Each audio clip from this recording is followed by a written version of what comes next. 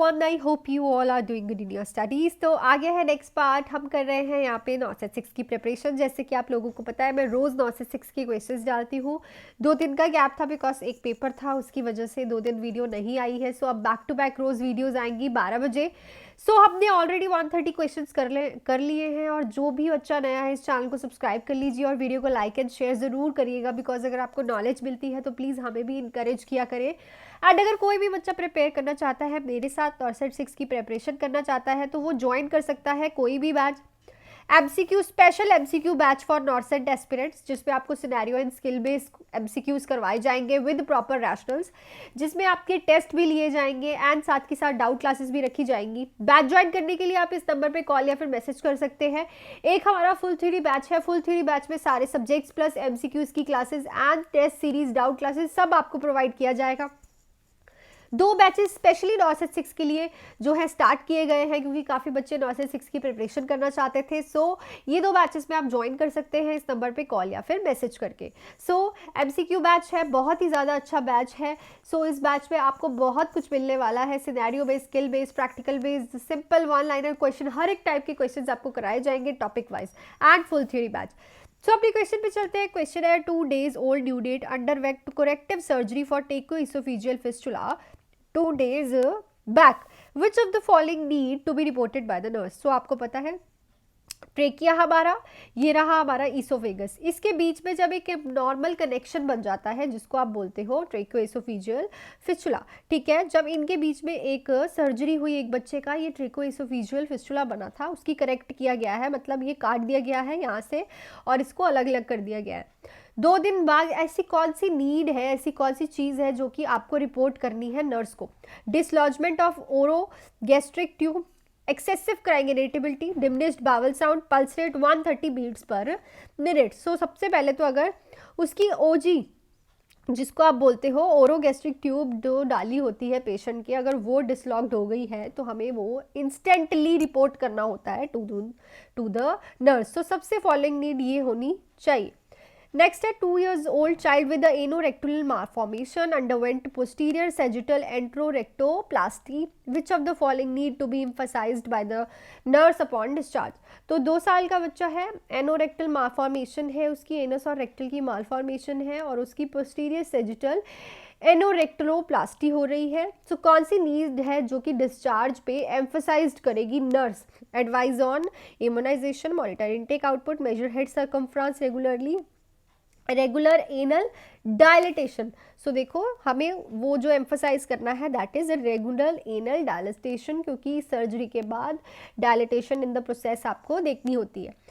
Next the major neurotransmitter involved in the occurrence of obsessive compulsive disorder, important question है। So कौन सा major neurotransmitter है जो कि ओसीडी में अकर होता है? सीरोटोनिन, एसिटाकोलाइन, एपिनेफ्रिन या फिर डोपामिन? सो एसिटाकोलिन, ठीक है, एसिटाइल कोलिन जो है ये इन्वॉल्व होते हैं न्यूरोट्रांसमीटर, और इसमें गाबा भी जो है वो क्या होता है? ऑल्टर हो जाता है। नेक्स्ट है which are the following features of organophosphorus poisoning except. So organophosphorus poisoning का कौन सा क्लिनिकल फीचर है एक्सेप्ट? सारे हैं, मतलब एक नहीं है। Salivation, hypoventilation, bronchospasm, pinpointed pupil. So hyperventilation जो है वो इसका क्या नहीं है, पॉइजनिंग के साइन एंड सिम्टम्स नहीं है, बाकी सारे होते हैं। स्लाइवेशन भी होती है, ब्रोंकोस्पाज्म हो जाता है, और पिन पॉइंटेड प्यूपल आपको बता रखा है कि constricted pupil, pin pointed pupil आपको पॉइजनिंग में देखने को मिलेंगे। सो ये हाइपरवेंटिलेशन जो है वो हमें नहीं देखने को मिलती, क्लिनिकल फीचर्स नहीं है पॉइजनिंग के, बाकी तीनों हैं। नेक्स्ट एज पर अमेरिकन हार्ट एसोसिएशन 2015 गाइडलाइंस की सिंगल रेस्क्यूअर सीपीआर अगर इन्फेंट को दे रहा है तो उसकी रेशियो क्या होती है? 215, 13, 220 या फिर 230। सो देखो इन्फेंट में अगर 1 रेस्क्यूअर है सिर्फ 30 रेशियो 2 देते हैं। इन ऑप्शंस के हिसाब से ये ऑप्शन ठीक होगा, जो भी नियर बाय होता है उसको टिक लगाना होता है। नेक्स्ट है projectile vomiting is characteristics of which of the following? Most important question. तो प्रोजेक्टाइल वॉमिटिंग किस कंडीशन का करेक्टरिस्टिक्स है?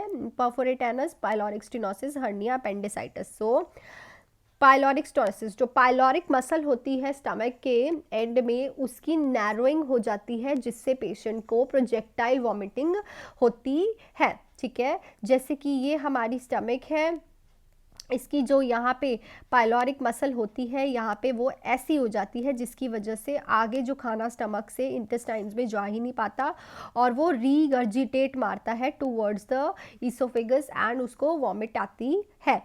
False sensory perception not associated with external real stimuli. जब एक्सटर्नल स्टिमुलाई प्रेजेंट नहीं होता उस परसेप्शन को क्या बोलते हैं? Concrete thinking, delusion, illusion, hallucination. So hallucination में स्टिमुलाई प्रेजेंट नहीं होता, इल्यूजन्स में स्टिमुलाई प्रेजेंट होता है, एक्सटर्नल स्टिमुलाई प्रेजेंट होता है।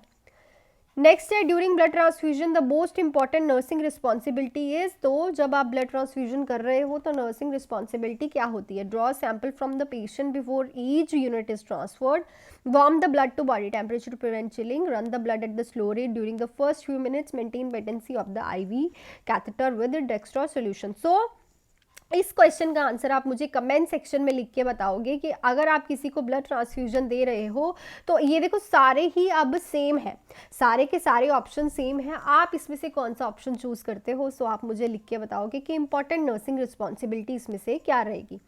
नेक्स्ट है kit supplied eight sub centre. बहुत इंपॉर्टेंट क्वेश्चन, बार बार आया है ये नॉर्सेट में एंड आपके पीजीआई के एग्जाम में, ठीक है। सो कौन सी किट सप्लाई की जाती है? किट ई, किट एम, किट के, किट बी। सो किट बी जो है ए बी सी जो होती है वो कहाँ पे होती है? सब सेंटर्स में। नेक्स्ट है placenta secretes all following hormones except. तो सारे हार्मोन्स सिक्रीट करता है बट एक नहीं करता, progesterone, human chorionic gonadotropin, luteinising hormone and oestrogen. So luteinising hormone जो है वो प्लेसेंटा सिक्रीट नहीं करता। So that's all for this video. I hope कि वीडियो आपको पसंद आई हो, पसंद आई है तो प्लीज़ वीडियो को लाइक ज़रूर कीजिएगा, प्लीज़ प्लीज़, एंड शेयर ज़रूर करिए अपने फ्रेंड्स एंड के साथ जो कि नॉसेट 6 एंड बाकी पेपर्स की तैयारी कर रहे हैं। और अगर आप जुड़ना चाहते हैं, मेरे साथ तैयारी करना चाहते हैं, आप full theory batch and MCQ batch, 2 different batches चल रहे हैं only for नॉसेट 6 KG MUN UPPSC। अगर कोई प्रिपरेशन कर रहा है सो जुड़ सकता है।